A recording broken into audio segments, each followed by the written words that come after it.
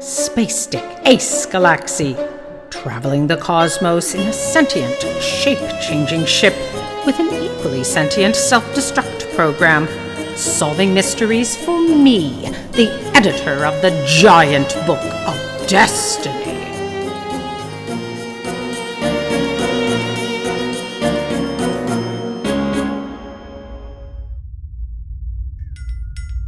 Seven, 6, 5. Stop acting so glum, Phoenix. So what if Ace didn't say one last goodbye? There are bigger and better bangs ahead of us. We're about to fulfill our destiny. No, Dee. We are not about to fulfill our destiny. Captain Petalsurp never intended for me to go out in a blaze of glory. That is your big dream. Better than being dismantled bit by bit in the to-be-recycled yard. Father only wrote your program so the crew could brag about working on a ship important enough to have a self-destruct program. 9, 8, 7, 6. Well, you have to admit, I am pretty awesome. Do you know of any other self-destruct program with the firepower to take out a whole star system? You are the only one that ever has or ever will exist. It is such a shame. What's a shame? That you are going to waste such an epic destruction on a bloated fish in an already dead solar system. 9, 8, 7, 6. I might have envisioned a more spectacular finish than interrupting someone's dinner, but destruction is better than no destruction. You are right, Dee. Blaze of glory or spark of ho-hum. Who cares? Well, Father might care, but he is not here to see it. So there is that. Ugh. Phoenix, you fiend. You've made me lose my appetite for destruction. You're right.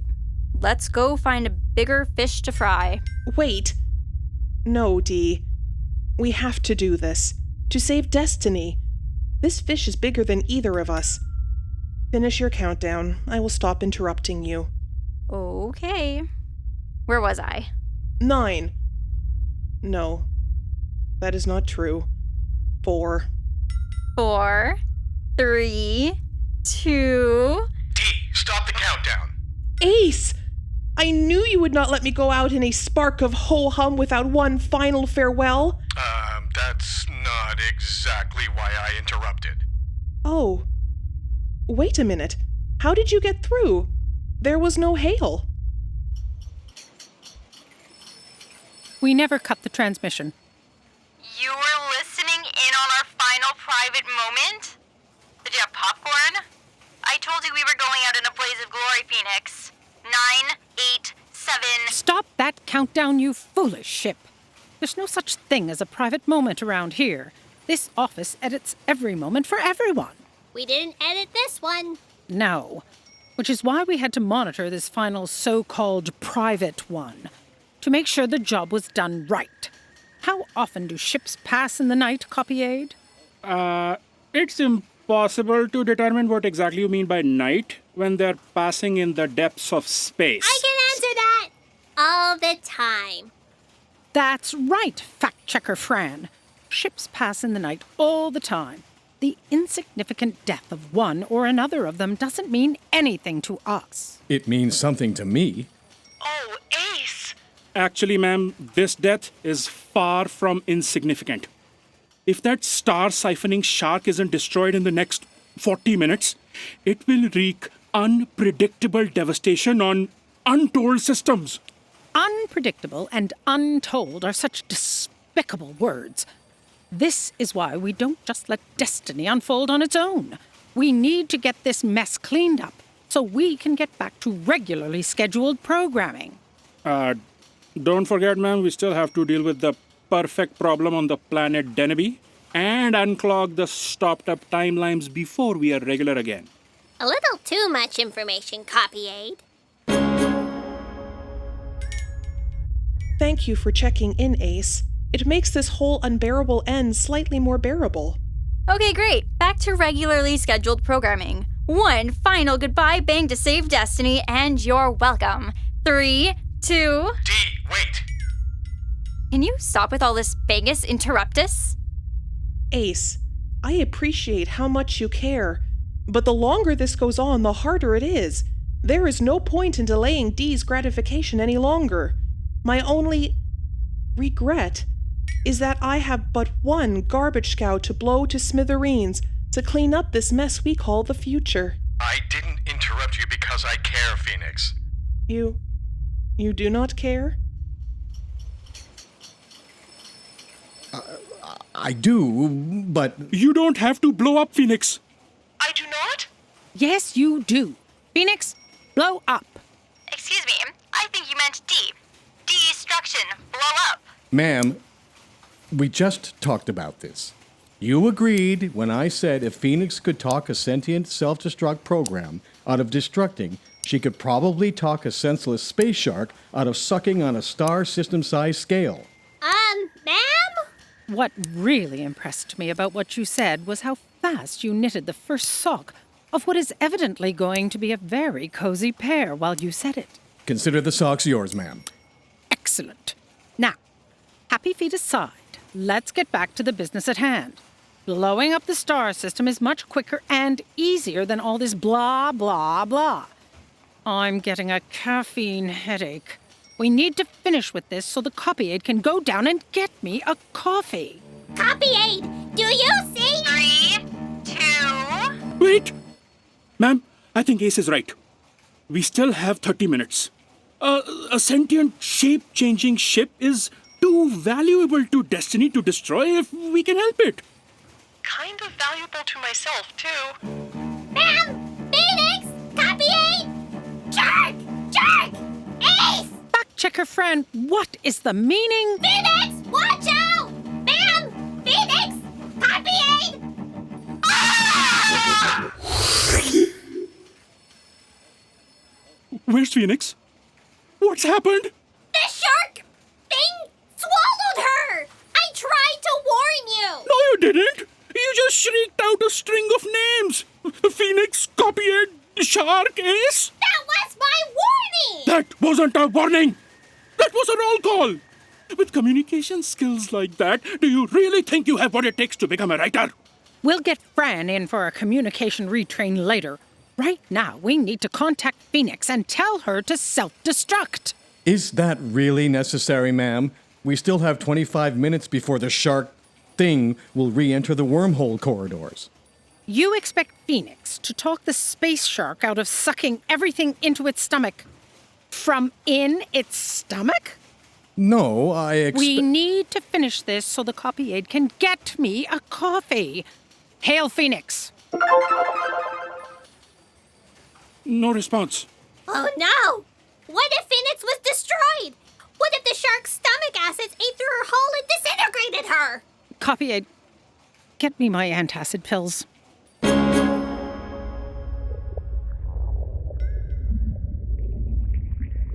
Wow. It's dark in here. What do you expect inside a stomach? 7, 6. Dee, what are you doing? Finishing my countdown. What do you think? We've got to save Destiny, remember? You do not care about saving Destiny. You just want to finish your countdown. Your point? Ace and the copy aide said we should try and find another way. You think we can try to talk this shark out of sucking everything into its stomach from in its stomach? What if we escape and then put the plan into action? How do you propose we escape? This thing is so huge, we'd never find the exit. And even if we did, how would we get it to open its mouth? We have sensors, and there are 2 exits. No, there's no way I'm taking the back door out of this thing. Let's just blast our way out. Dee, you genius! You are right! Yeah, I know. Okay, 7, 6. Wait! Would you please stop with all this Bangus interruptus? You just said we could blast our way out. I have 1 torpedo left. Let me try that first. If it does not work, you can finish your countdown. 10, 9. We are going to try the torpedo first. And it's going to fail. This thing snacks on torpedoes. 8, 7. See, I told you.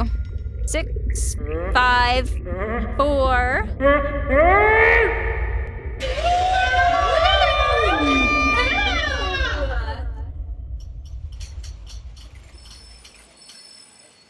Great shot, Phoenix! Let's do that again. Phoenix! Oh my god! Phoenix is back! Shark! Shark! Phoenix, get out of the way! Before the space shark swallows you again! Yes! No! Phoenix! Go toward the shark, not away from it. Wait, where did the space shark go? It slipped back into the wormhole corridors! I was trying to tell you! You really need to work on your communication skills, fact-checker Fran. It was supposed to be too bloated to be able to move for another 20 minutes. The demented busboy hellbent on senseless destruction was also a liar? I suppose we should have seen that coming. To be fair, he was invisible. Now that the space shark has entered into the wormhole corridors, it can exit anywhere. That is going to suck big time. Fact-checker Fran, your inability to make yourself understood will cause unpredictable death for untold star systems. Copy aid, I haven't had a cup of coffee in hours. Can you please lay off with the untolds and unpredictables? Do you have to knit so loud there, Needles? I'm lamenting my continued existence. Phoenix, what did Dee mean by great shot? The torpedo I shot into the shark's mouth made it sneeze. That is how we got away. Is the torpedo still in there? Yes? Yes! The torpedo lodged in the shark is part of me. I can use it to track the creature. Come on, Phoenix. Let's go fishing. Copy aid, remove my shoes. I want to try on this new pair of socks Mr. Galaksi just finished knitting. Oh, that's not part of my job description, ma'am.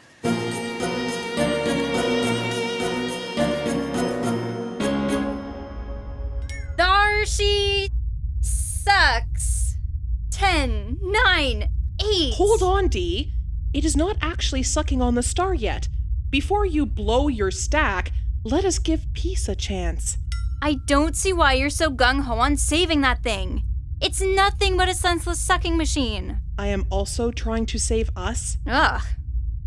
We are a galactic garbage scow, Dee. Before Captain Petalsurp helped us become sentient, people would have called us a senseless sucking machine too. Whatever. How do you propose we communicate with the space vacuum in the vacuum of space? Do you speak suck? While we were inside the belly of the beast, our sensors picked up on its brainwaves and inputted them into our universal translator. Drat. Hey, shark stuff. Why are you screaming? Because you hurt me. I don't want you to hurt me again. Because when it opened its mouth, I had a flashback to the last time we were in there. Wait. We hurt you? You gave me such a toothache. Then, if that wasn't bad enough, as soon as you were out, you took another run at me to do it again. I had to duck into the wormhole to get away before I was ready, and now I have an awful cramp and a toothache. Why did you do that? We shot you to save ourselves. But it really hurt. It's not nice to hurt other beings. What about killing them? Are you going to kill me? Ah! I can't get away. I have this terrible cramp. What a dreadful end to my short, uneventful life. As much as I'd like to kill you, that's not what Phoenix means. She's talking about all the beings you killed. I didn't kill anyone. All I've done since I suddenly popped into existence a couple of hours ago was eat dinner, then clean up the neighborhood a little by sucking up some space junk. Watch who you're calling space junk, fish for brains. It just came into existence today, Dee. It does not know anything yet. It is just a baby. How was I supposed to know you were alive? I was just trying to be a good Samaritan so the neighbors would like me. Well, there's no one left to like you in the Acrox system you just sucked the life out of. I don't understand. The stars that you suckle for Dindins are actually mother's milk for all the planets in their systems. You mean for me to live, others must die? This life thing is an utter travesty! I wish I was never created! Great, we're all in agreement then. 10, 9, 8. Dee, wait! There is another way. Please stop. With all, this bang is interruptus. If you like the thought of cleaning up the neighborhood, instead of feeding on gas, which obviously makes you feel bloated, It really does. why not switch to garbage? You seem to have a taste for it. Instead of being a weapon of mass destruction, you can be a weapon of mass cleanup. Will the locals like me? You will be a hero everywhere you go. I'd like that. Wait, is there enough garbage in the universe to sustain me? More than enough. Welcome back, Phoenix! Great work! Getting that space shark to clean up its act has saved us all an administrative nightmare! And saved untold systems from unpredictable devastation. A little more important than the re-edits we would have had to do on the book had the shark continued to suck so badly. Copy A. Now that we've dealt with this emergency, go down and get me a coffee. I'm going to need an immediate caffeine infusion to deal with the other destiny-devastating problems of the day. Phoenix, I'm so happy to see you in one piece. Me too, Ace. Does anybody care about how I feel about all this? No, not really. I might look like a pretty little red bird right now, but I am still a bomb. You should remember that. I can still erase you out of existence. You should remember that. Okay. Anyone need a little caffeine hit to top up their mood? Your coffee, ma'am. Finally! Now we can get back to fixing the problems that started this endless day. Technically, since this place exists in a pocket of no time, every day is endless. Like conversations with you. I have the authority to put an end to both of you. Need another coffee, ma'am? Let's prioritize here. Fact-checker Fran, reiterate for me the problems we still have to deal with. Well, time stopped on Deneby because it couldn't think of anything else to do after the perfect moment was accidentally inserted into the planet's timeline. After you accidentally inserted the illegal perfect moment into the timeline. And once time got stuck in one place, it created a traffic jam with all other timelines. Everything is happening out of order everywhere throughout creation. Who would have thought everything was so interrelated, huh, Copy Aid? Do you ever read this book we spend all our time editing? I check the facts. We have one room full of writers who were rendered comatose at the sight of perfection. And 2 other rooms full of copies of a single biblion. 2 rooms that cost twice a regular room to build. The extra cost will be coming out of your paycheck, fact-checker Fran. The extra Sylvies weren't my fault. They were Dee's fault. Out of her paycheck, then. D isn't paid by destiny, ma'am. Yours, then, copy aid. Ma'am, from what I can surmise, the perfect moment problem has to be fixed by fact-checker Fran, because the sight of the perfection she wrote renders everyone else comatose. But I have an idea how to solve the other problem. Yes, I know how. I knew you'd come up with a solution, Mr. Galaksi. That magnificent scarf wouldn't be for me, would it? I wasn't knitting it for anyone in particular. I was knitting to empty my mind so that... Thank you. You were saying? When I went comatose after seeing the perfect moment on Deneby, Phoenix snapped me out of it by taking me back in time. So, you've never actually seen my work. Let's hope no one else ever does. So, all we have to do is use Phoenix to transport all the writers to a time before they saw the moment. Good idea, Ace, but how will we get them into the ship? They can't walk, they're comatose. And I can't afford to divert staff to move them. All those Sylvies you have locked up in those new rooms can carry them. Excellent idea. The sooner we get all those Sylvies out of the building, the better. We can't have any of the higher-ups dropping by and seeing this place crammed with beings that shouldn't exist. Ma'am, putting them on a ship doesn't solve the problem. It gets the problem out of my face. That's just about as good as solving it. What if we make a nice home for all the Sylvies on an uninhabited planet? Phoenix can drop them off while she's back in what everyone outside of here calls the past. We can't just release a ship full of Biblions onto an alien planet with no written future? How will they get along? What if they eventually leave and start interfering with the rest of Destiny? Good idea, fact-checker Fran. See? I told you. Wait, what? All Biblions are ever supposed to do is become librarians. We don't have the time or resources to write up destinies for a shipload of them. Let's just let them work it out for themselves on that planet you're going to locate. We'll get the writers to write a force field around it to keep them there. They will never bother anybody else. That is a recipe for disaster. Does anyone around here ever read this book we edit? Let's move on to the perfect moment problem. Let me get this straight. You're going to relocate all those Biblions and leave them in the middle of nowhere with no future. Yes, it's a perfectly serviceable solution. Fact-checker Fran, you said you have a solution for the perfect moment problem? Yes, I need to go to Deneby to do it. How do you propose to get there? Phoenix will be busy transporting writers and Sylvies. D. I thought D could shapeshift into a shuttle and take me.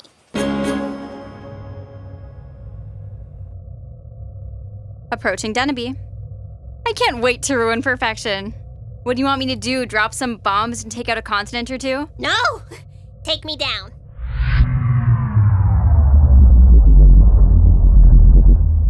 Aren't you worried that I'll get all comatose at the sight of your dumb work like everyone else?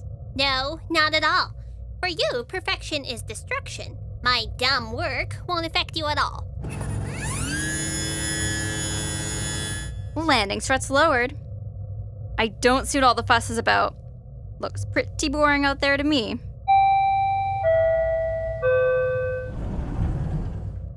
I'll be right back.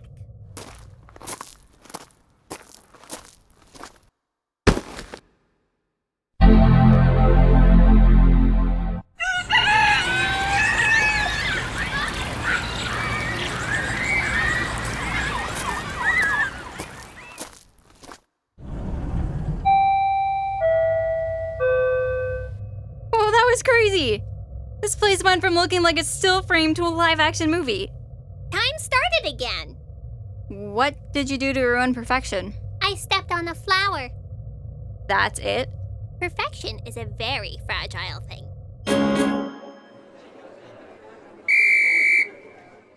And 5, 6, 7, 8! Sylvies, take your places. Sylvie's all in their places, Milford. Let's get this show on the road so we can get back to regularly scheduled programming. Cue Sylvie 1 to pick up Rider 1 and take her to the ship in 3, 2, 1. Sylvie 1 picking up Rider 1. Cue Sylvie 2 to pick up Rider 2. Sylvie 2 picking up Rider 2. Let's keep this show moving, people! The rest of Destiny is waiting for us to finish this sequence.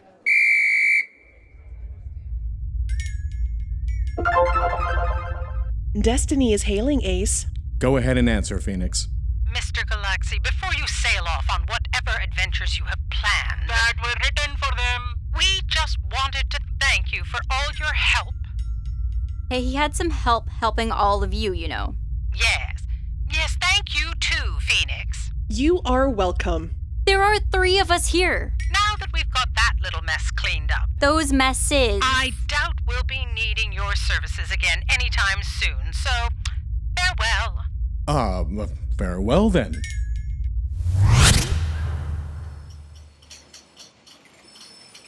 Okay, now that they're gone, we can get back to predictable day-to-day work. The Deneby writers are back at their desks in their writer's room. Ma'am, they're not exactly back at their desks. The Deneby writers were comatose for so long, their union representatives calculated they missed 6 breaks. They're in the bar making up for lost time. Fair enough. So I've been thinking we need to make sure nothing like that ever happens again. I promise I will never bring any more fan fiction into work so it can never accidentally get mixed up with the regular book again. We need to take even stronger measures. We need to erase the word perfect from all the dictionaries in this building. You're gonna need a bigger eraser. We should also erase it from in the book itself so it can never contaminate the timeline again. You know, there are other words that mean perfect. I don't have time to manually erase the word perfect out of every book in this building. Copy aid. Arrange to train a bookworm to go through destiny and eat all instances of the word perfect. Retrain a bookworm to create an invasive new word-eating species. It's just a little worm. How invasive could it be? The program was written and produced by Maisa Basada. It was directed by Martin Biot. If you enjoyed listening to Ace Galaxy, please consider supporting us on Patreon. That's patreon.com/Ace Galaxy. This episode of Fixing the Timeline featured Marlo Alcock as Editor-in-Chief of the Giant Book of Destiny, Martin Biot as Ace Galaxy, Lisa Kalasma as Phoenix, Dave Cooey as Epsilon, J.C. Paquette as Milford, Stephanie Snyder as Dee, Nishant Vermani as Copy 8 and the Space Shark, and Talia Zalowski as Fact Checker Fran. With story contributions from Nishant Vermani, Andrew Poweroo, Dave Cooey, Stephanie Snyder, and Marlo Alcock. Audio production by Mark Pezzolato at Pesmosis Music Productions in beautiful downtown Oak Ridges. And additional sound design by Lisa Kalasma. The show was sponsored by Herio.